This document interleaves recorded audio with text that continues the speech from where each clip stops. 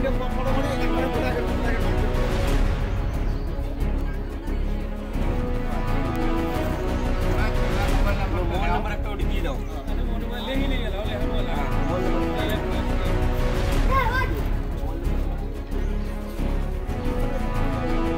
अब्दुल गफुर এখন সালটাৰি গ্ৰাম হয় আৰ ইয়াত এইটো মোৰ জাটৰ বেটা ভাই নবেদ আলী তার গরু এগাল হারাইছে আজি রাতে। আর গরু দুখন কেনেকা আছিল? এইটো কালা আছিল, এইটো নাল আছিল রংটো। হয়, গরুটো কোৰ পৰা লৈ গৈছে বুলি আপোনালোকে? এইটো গইল হয়, এই গলিৰ পৰা লৈ গৈছে। ৰাতি লৈ গৈছে নেকি? ৰাতি লৈ গৈছে। আপনি বলে ৰাতিপুৱা চালো যে গৰু নাই। এতিয়াও খোঁজ খবৰ ললে নে নাই? এতিয়াও খোঁজ পোৱা নাই। কোনোবাই যদি গরু দুটি দেখা পায় আমাক খবর দিলে আমার লগে লগে যান, আর থানাতো মই ইজাহার করিম অলপ পিছতে। নাম্বার আছে, ফোন করি। খোঁজ খবর ললে নে নাই? খোঁজ নেওয়ার জন্য গেছে মানুষ, এখন খোঁজ পাওয়া নাই। এজাহার দাখিল কৰিছে নেকি? না, কৰা নাই, কৰিম।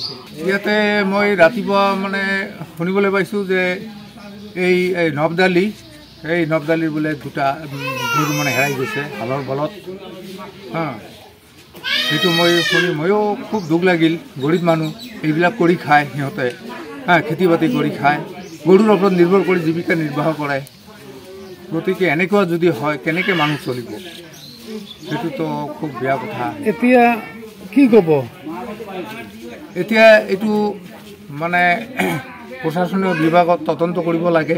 সেইখিনি আমাৰ ৰাজ্যৰ পৰা অনুৰোধ যে এনেকুৱা গৰু প্ৰায় মানে চুৰি হৈয়ে থাকে। আজি এইখন গাঁৱত, কালি সেইখন গাঁৱত, মানে এইবিলাক যদি মানে অৰাজকতা সৃষ্টি মানে কৰি আছে। মানুহৰ জীৱিকা মানে কি কৰ্ম কৰি খাব সেইটো কোনো নিৰাপত্তা নোহোৱা হৈ গৈছে। গৰু দুটা হেৰাই গ'ল, এতিয়া খোঁজ খবৰ ল'লে নে নাই আপুনি? মানে সিহঁতৰ মালিকে যে ক'ৰ পৰা মানে খোঁজ খবৰ লৈ আছে সেইখিনি মই নাজানো। গতিকে এইটো তদন্ত হ'ব লাগে প্ৰশাসনৰ বিভাগৰ পৰা। এইবিলাক আমাৰ ৰাইজৰ অনুৰোধ।